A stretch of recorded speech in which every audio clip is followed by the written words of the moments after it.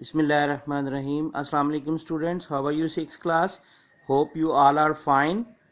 Okay ji, पहले हम बात करेंगे पेज नंबर 19 आपको दिया गया था वर्कबुक का. आई होप सो कि आपने याद कर लिया होगा. Okay, and today we are going to learn about organ systems. आज हम ऑर्गन सिस्टम्स पे बात करेंगे. तो ऑर्गन सिस्टम क्या है? An organ system is a group of organs which work together. यानी ग्रुप ऑफ ऑर्गन्स यानी मुख्तलिफ ऑर्गन्स मिलकर क्या काम करते हैं, एक कोई स्पेसिफिक टास्क सारा अंजाम देते हैं. ठीक है, तो वो मिलकर क्या बनाते हैं, एक ऑर्गन सिस्टम. आज हम कुछ major organ system in plants भी पढ़ेंगे. ठीक है जी, और एनिमल्स के भी.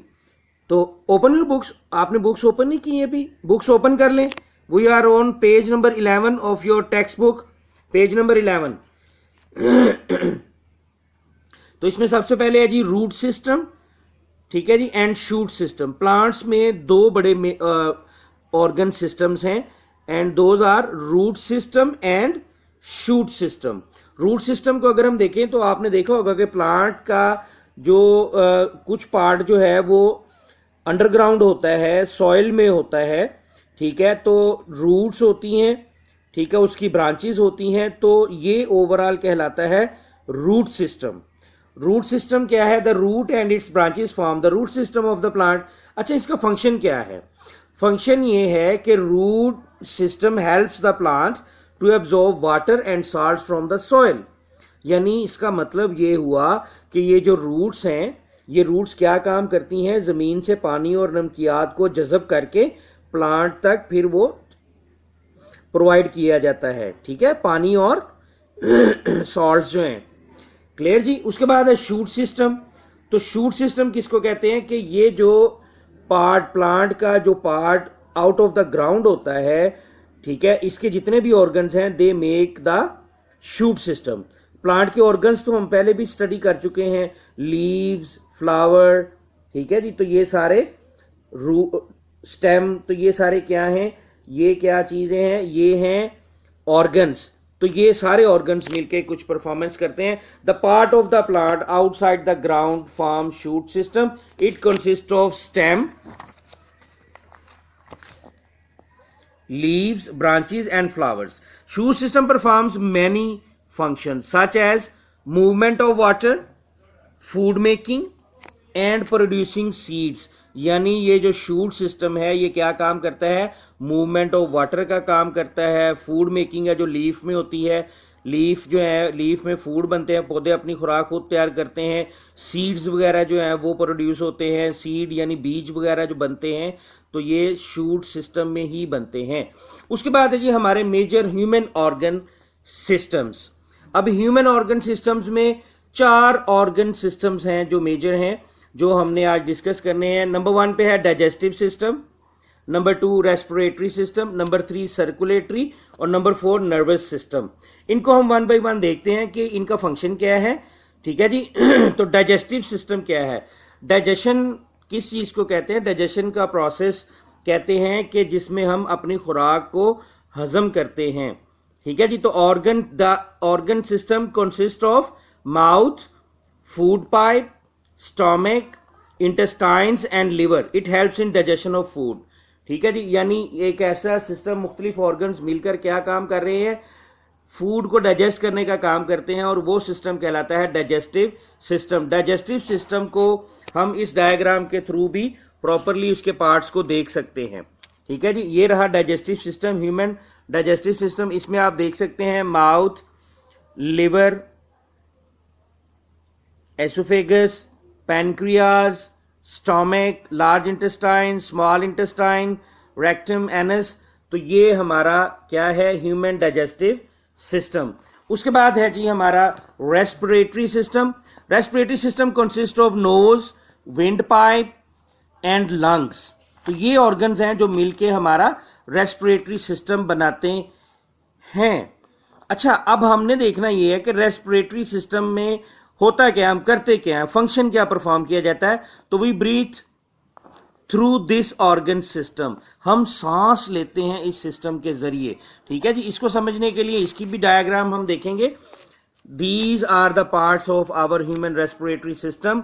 इसमें नोज है, लेरिंग्स है, ट्रैकिया जिसको हम विंड पाइप भी कहते हैं, ठीक है जी। फिर उसके बाद ब्रोंकाई, ये हमारे लंग्स हैं, ठीक है जी। एल्वोलाई, कैपिलरीज, ब्रोंकियोल्स, ये सारे पार्ट्स जो हैं, ये सारे ऑर्गन्स मिलकर क्या काम करते हैं, रेस्पिरेटरी सिस्टम बनाते हैं। ओके जी। इसके बाद है circulatory system. This organ system consist of heart and blood vessels, यानी इसके जो मेजर ऑर्गन है वो क्या है, हार्ट है और ब्लड वेसल्स हैं।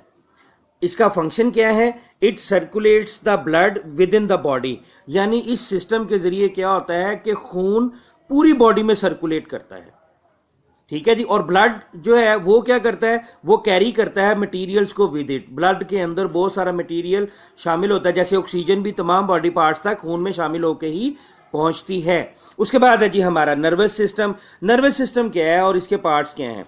Nervous system consist of brain, spinal cord and nerves, यानी इसमें नर्वस सिस्टम में क्या है कि आपका ब्रेन है ऑर्गन, उसके बाद जनाब स्पाइनल कॉर्ड है, ठीक है, और स्पाइनल कॉर्ड के बाद क्या है, नर्व्स हैं।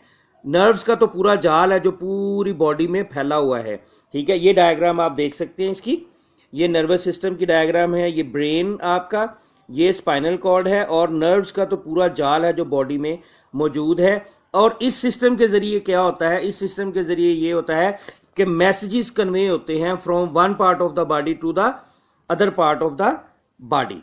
ओके जी। ये अब इसके बाद एक ऑर्गेनिज्म की हम डेफिनेशन देखेंगे। तो organism is a combination of different organs and organ systems, यानी डिफरेंट ऑर्गन्स और ऑर्गन सिस्टम्स मिलके जब कोऑर्डिनेशन में काम करते हैं तो एक ऑर्गेनिज्म वजूद में आता है। तो ऑर्गेनिज्म क्या हुआ फिर, ऑर्गेनिज्म कॉम्बिनेशन है ऑर्गन्स का और ऑर्गन सिस्टम्स का। ओके जी।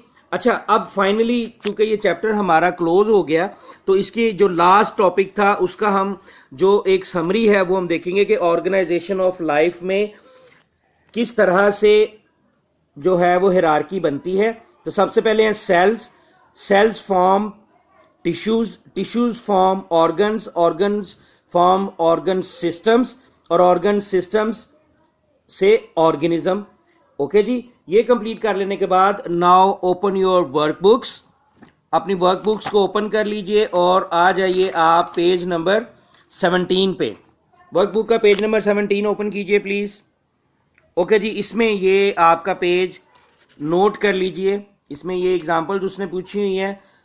तो ऑर्गन सिस्टम में आप लिखेंगे रूट सिस्टम, ये रूट सिस्टम बना हुआ डायग्राम आप देख सकते हैं, अभी अभी हम पढ़ के आए हैं, ठीक है। उसके बाद ये लीफ ऑर्गन है बेसिकली प्लांट का, तो हमने लीफ लिख दिया इसका नाम। फिर ये एपिडर्मल टिश्यूज, एपिडर्मल टिश्यू लिख दिया, और उसके बाद मेसोफिल सेल्स। ओके जी। तो ये हायरार्की बनी इसमें डिफरेंट सेल्स से लेके तो ऑर्गेनिज्म तक प्लांट में। और पेज नंबर 18 पे इसी तरह आप आ जाएंगे। पेज नंबर 18 पे ऊपर सबसे है ह्यूमन बीइंग, और सिस्टम जो दिया हुआ है ये आप देखिए जरा। अभी अभी हमने एक डायग्राम भी देखी थी जिसमें ये हमारा stomach, small intestine, large intestine ये सारा था। तो कौन सा सिस्टम था, डाइजेस्टिव सिस्टम। लिख लीजिए, आप नोट कर लेंगे। और ये हमें नजर आ रहा है हार्ट, जो कि हमारा ऑर्गन है, ठीक है जी। तो हार्ट लिख लीजिए। और उसके बाद है ब्लड टिश्यूज, ये ब्लड टिश्यूज हैं, ओके जी। और उसके बाद सेल में ब्लड सेल्स। तो इस तरह से आप इस पेज को कंप्लीट कर लेंगे। Complete this page. अच्छा जी। इसके बाद अब आ जाएं, हमने सारा चैप्टर अपना कंप्लीट कर लिया, तो अब हम इस काबिल हैं कि हम अपने जो वाइंड अप पेजेस हैं वर्कबुक के उनको हम क्लोज कर सकें। ओके जी। तो पेज नंबर 20 को कंप्लीट कर लीजिए मेरे साथ। ये ट्रू फॉल्स है, इसको बाद में आपने याद भी करना और अच्छे से पढ़ के तो इसको ज़हन में भी बिठाना है। Number 1 statement is false, number 2 is true, number 3 is false, number 4 is true. उसके बाद एक क्वेश्चन है कि arrange the following in order from the smallest to largest. तो अभी अभी हम हायरार्की देख के आए हैं तो द स्मॉलेस्ट क्या है, सेल्स सबसे छोटे होते हैं ना, सेल्स फॉर्म टिश्यू, टिश्यू से ऑर्गन, ऑर्गन से ऑर्गन सिस्टम। इसी तरह आप भी लिख लीजिए, कंप्लीट कर लें इसको। पेज 21 है, पेज 21 और पेज 22 बेसिकली अगर आप अपनी टेक्स्ट बुक का एक्सरसाइज को खोलेंगे तो पहले 2 क्वेश्चन यही वाले हैं, आप इसको वहां पर भी फिल कर सकते हैं। ओके, यहां पर भी कर लीजिए। Number 1 fill in the blanks में है ऑर्गन, 2 में न्यूक्लियस, 3 में टिश्यू, 4th में सेल वॉल, 5th में माइक्रोस्कोप एंड नंबर 6 में है मल्टी सेलुलर ऑर्गेनिज्म। ये सारे वही कॉन्सेप्ट्स हैं, आपने दोबारा एक दफा सारे चैप्टर को रिवाइज करना है और इनको दोबारा भी देखना है आपने। ओके जी, ओके जी, अब आ जाएं पेज नंबर 22 पर of workbook. Fill in the, ये हैं हमारे पास एमसीक्यूज। तो इसमें नंबर 1 का है आंसर सी, नंबर 2 का बी माइटोकॉन्ड्रिया जो पावर हाउस होते हैं सेल का। नंबर 3 बड़ा इंटरेस्टिंग सा क्वेश्चन है, इसमें यह है कि Aamir was looking at a cell through the microscope. Aamir ने सेल को देखा माइक्रोस्कोप के थ्रू और उसने माइटोकॉन्ड्रिया और सेल मेम्ब्रेन देखे। तो आमिर अब क्या कह सकता है कि ये कौन सा सेल था? तो ये डेफिनेटली ये प्लांट सेल भी हो सकता है और एनिमल भी हो सकता है, तो सी इज द आंसर। नंबर 4 का आंसर है ए ऑर्गन्स, क्योंकि ये हार्ट, लिवर, ईयर्स ये हमारे ऑर्गन्स हैं, तो हम ए को क्लिक करेंगे, ऑर्गन्स सर्कल कर लीजिए। नंबर 5 का आंसर है B, they have phloem tissues. Okay ji, तो इन दिस वे आपका चैप्टर कंप्लीट हो गया। आपका जो अब आज का जो आपका होमवर्क है वो है पेज नंबर 20, 21 एंड 22। इसको आपने अच्छे तरीके से याद कर लेना है। और इसके अलावा आपका चैप्टर ये चूंकि कंप्लीट हो गया है, तो अब आपने क्या करना है कि वर्कबुक के पेज 22 आपके कंप्लीट हो गए, वर्कबुक पे भी चैप्टर कंप्लीट हो गया।